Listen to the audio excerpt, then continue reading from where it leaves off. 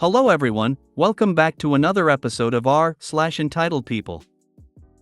In today's episode, my pregnant ex keeps trying to move into my apartment. He can read it when I'm done. Entitled shopper learned their lesson. Before we get started, make sure to subscribe so you will never miss a video. So let's get started. My pregnant ex keeps trying to move into my apartment. This is not my story. This is my friend's story that I'm posting for him because he doesn't have a Reddit and wants people to hear about this. Also, for convenience, I'm going to write this in first-person POV because pronouns are hard to keep up with. Everything here is approved by my friend. So I, 21M, have an ex, Angelica, 20F. Angelica and I had an on and off relationship since we were about 15 but got serious when COVID hit and I had to move back to my hometown. We got an apartment together and very soon after she started spending a lot of time with her cousin. Long story short, she's boning her cousin. We break up. We've been broken up 9 months at this point. For 7 of those months, her phone has been on my phone bill and she owes me over $500. Fine. Whatever. I'll never see that $500 and she always makes excuses to pay me back. That's life, my own fault for letting her keep using me as a cash cow. She also took my car when we broke up and I let her because I was too afraid she would try to take my apartment too. Anyway, it's 9 months past our breakup. I get a message. Hey, I'm pregnant. I'm on my way home from work so I don't respond. That is 9 months past being my problem, it is not my baby. She messages me again. My boyfriend, the one she cheated on me with, and I have nowhere to stay. Still 9 months past my problem. And Angelica has never worked a day in her life, she lives off the disability check from her boyfriend and spends it 99% on weed and fast food. She never paid rent and is documented to never pay rent. Anyway, she tells me my name is still on the lease, we're going to move in September. I tell her your name is not on the lease, it was renewed last month and I took your name off. I'm sorry. She messages me calling me an asshole and saying she's moving in because she has nowhere for her baby and 3 dogs to stay. Mind you, my apartment is more like a studio and barely fits me, let alone 2 other people and 3 dogs. I tell her it's not happening. I'm moving out of town soon anyway, also come pick up her shit that she's left at my apartment for 9 months. She says no, and if I throw it away she's going to press charges. I tell her it doesn't matter because when I move I'm throwing it away. She later called my landlord and told him I was planning to move out. I got upset at this and told her I ran the numbers on the car, it's still in my name. Get the car out of my name now or I'm repossessing it or she can leave me alone. She started bawling on a call asking how I could do this to her and her unborn child, and I was condemning her and her child to be homeless. She also still has a gun in my name that I told her to give back or I'm calling the cops. I'm really considering repossessing the car since it was mine from the start and is still in my name. She doesn't deserve to get a free car handed to her, she needs to wake up. She keeps saying she needs a place to stay, I'm ruining her and her baby's life. It's literally my apartment, that she has never once paid rent on. I don't know how she thinks she's entitled to just live in my apartment with the guy she cheated on me with and 3 dogs. I hope the baby ends up okay, it's not its fault its mother is a spoiled brat, but I also hope being homeless and carless wakes her up. Tiny update, my friend said his ex is coming to pick up her shit tomorrow and return the gun. If he gets shot I'll let you guys know, I guess. Update, her and her boyfriend, fake cousin, came to my friend's apartment, returned the gun and picked up her shit. Her boyfriend then proceeded to wave his own gun around and demand to be put back on the lease, not how that works. My friend called the cops, they booked it out of there before the cops arrived. I'm not sure about the rest. Also, no response back from him, so I don't know at this point. Alright, final update, phone is not on the phone bill, her stuff is out of his apartment, his gun is returned, dog is in his possession, still no car. He said it's not worth it at this point. My friend asked for no charges, so I doubt anything will happen. He said he's cutting her out of his life, no contact. I'm personally upset about the car, but nothing to do about it now. Dude. Your friend needs to file several police reports, like yesterday.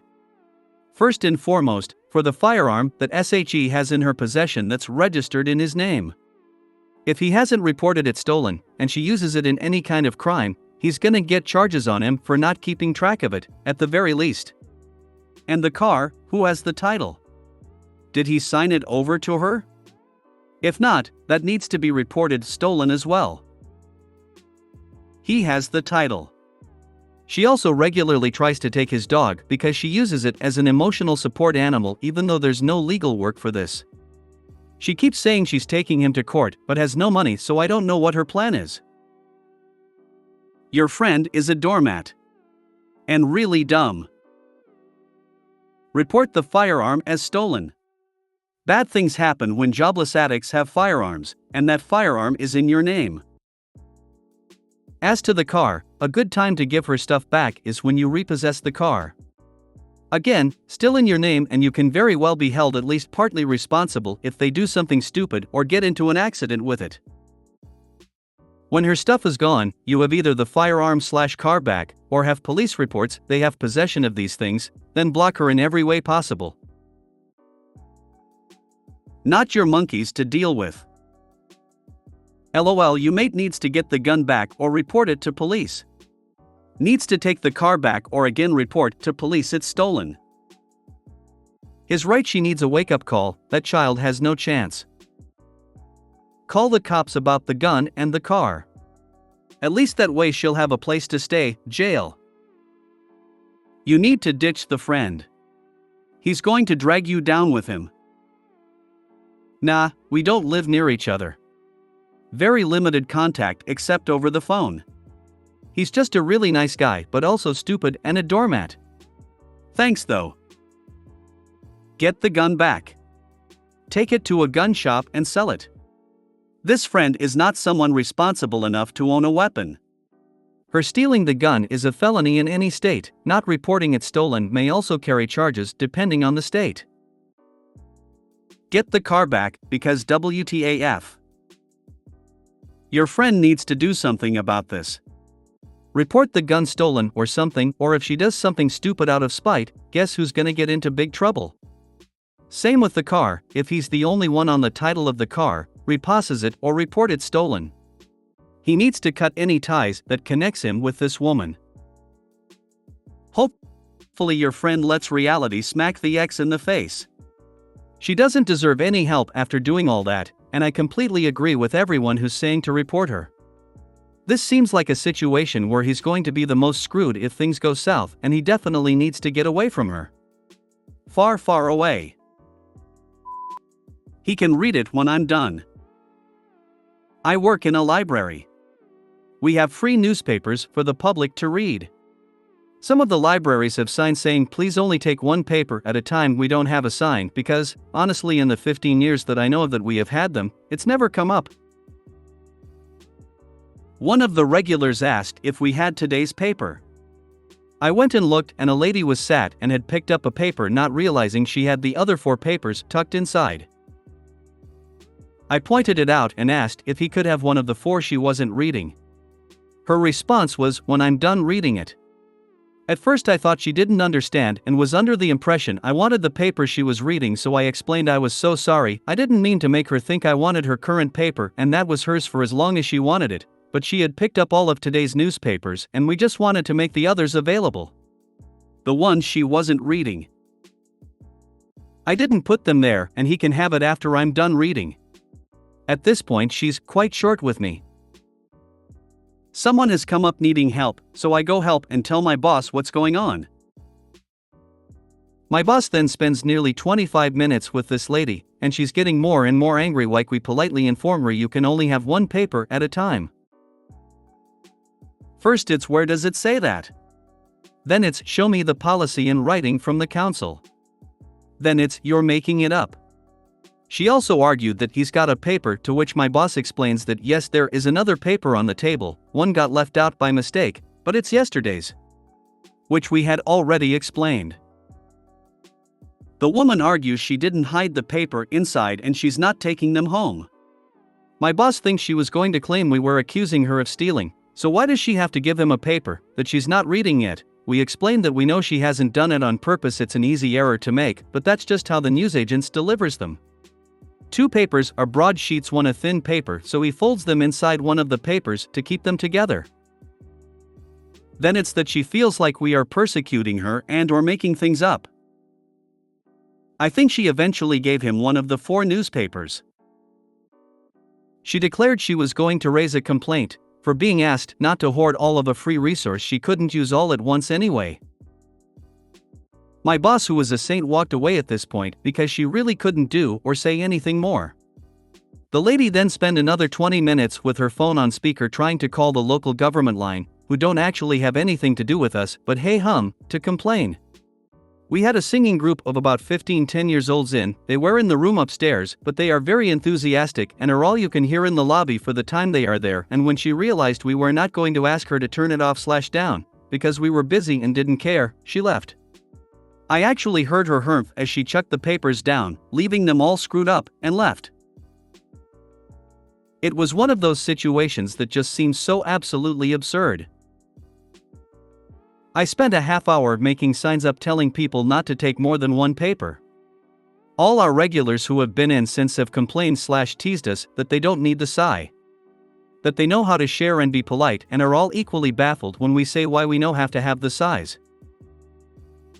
If she had had them spread out and was comparing them, we could have understood, but they were literally folded up in the back of the paper she was reading. For about 30 minutes, she got to be Her Royal Highness, Queen of the newspaper. Thank you for not giving in to her nonsense. My guess is that she will not be back. You weren't bothered enough. I am kind of hoping she complains, because I'd love to see how that goes. They wanted me to share. It was something I wasn't using and was free, and that I could have again later if I wanted it. But I didn't want to share.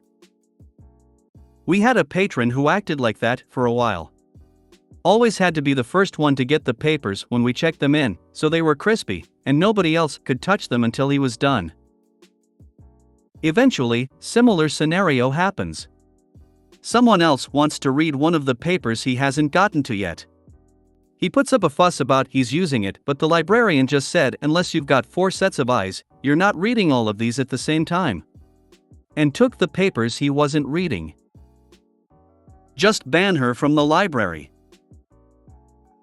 Historically, we have had patrons threaten to assault staff, and it took their fellow library assistants threatening to walk before the patron was given a 3-month ban. There are several people I'd love to ban, but the higher-ups won't. It's very frustrating.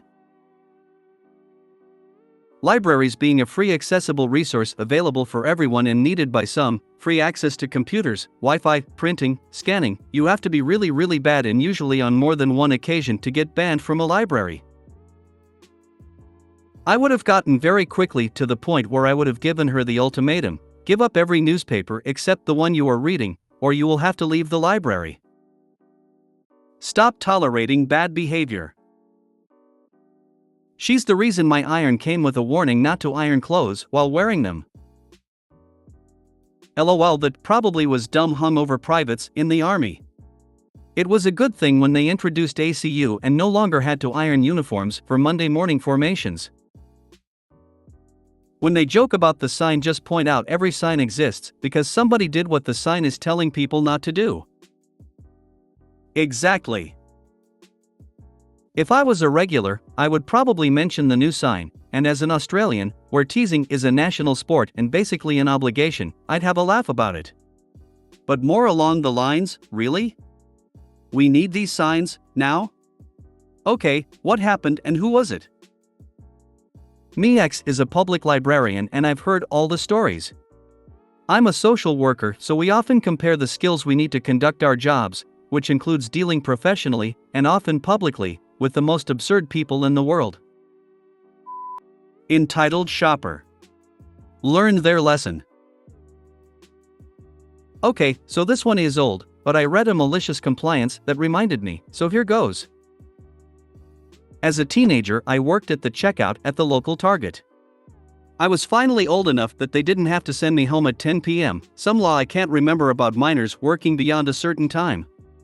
So I was scheduled to work to close, which meant I was the last cashier and would stay until everyone, including employees, checked out, and then the closing manager would close all registers and I would help with the various departments, putting back items and straightening aisles. I expected this particular night to be easier or at least shorter because my favorite mod was closing that night. She never ever closed. Not sure how she pulled this off, but that was the case and it was well known she didn't like closing. Which means we should get out fast, and she was very funny. So as per usual, it's getting close to closing time and we make announcements over the intercom and customers ignore it. I am the only cashier and the manager is hustling through closing down the checkout. I'm refilling gum and candy at the checkout while customers drift in slowly to checkout. Finally, we've made the third call to tell all shoppers that we are closed and they need to come check out immediately. Since I'm refilling gum, I happen to be standing where I can see down a main aisle all the way to the left side of the store. And a lady sneakily and quickly jumps down an aisle to hide from us. But another shopper heads my way, and later another. I've now forgotten the lady that hid. So the manager makes the announcement for the employees to come make any purchases they need. I check every employee out and now the manager takes my till. I finish up the last of candy and start to head to the seasonal section right next to the checkout area. Now keep in mind, my manager is pretty funny. So she's been halfway being funny with her announcements. Sometimes after she's let go of the intercom button, there's a funny comment. So now it's the part where typically the manager will say a couple things to the department heads over the intercom so we can all wrap up. Well, my manager does so. But she's completely let loose and it's like a comedy bit, and she's telling us that just like us, she wants to go home too. So then at the end of the announcement she says, and hey, if there's any customers left in the store, you better get to work. Because you're locked in now. She laughs and starts to walk to start reviewing departments. At this moment, I see the lady who hid earlier, and I had forgotten about, frantically run down the main aisle towards us with her cart. When she gets to the checkout, winded, red-faced, and undeniably embarrassed, my manager sees her and also turns red. Manager profusely starts apologizing and calls me over to ring the lady up as manager desperately reopens my register. I ring the lady up, but she has a lot of items. So it takes a few minutes, as she stands there looking beyond uncomfortable. Finally, I'm done, she pays. I feel like there might have been a small issue with payment too. And the manager now has to escort her to the door to unlock it and let her out of the store. Manager then says under her breath, the one time I make a joke. Hope I don't get fired for this. She made an announcement again to tell the rest of the store what happened. Laughter was heard throughout the store and we teased her forever about it. I'm sure the manager got written up, but she was not fired, and she did in fact never have to close the store again. It even became a running joke. Given the looks on the customer's face, I'm very confident she learned her lesson and will now take closing announcements seriously, considering how red her face was and that even as a teen, I was mortified for her. Customers should have been sent on her way without her items. She was told repeatedly, and you saw her trying to hide so she knew what she was doing.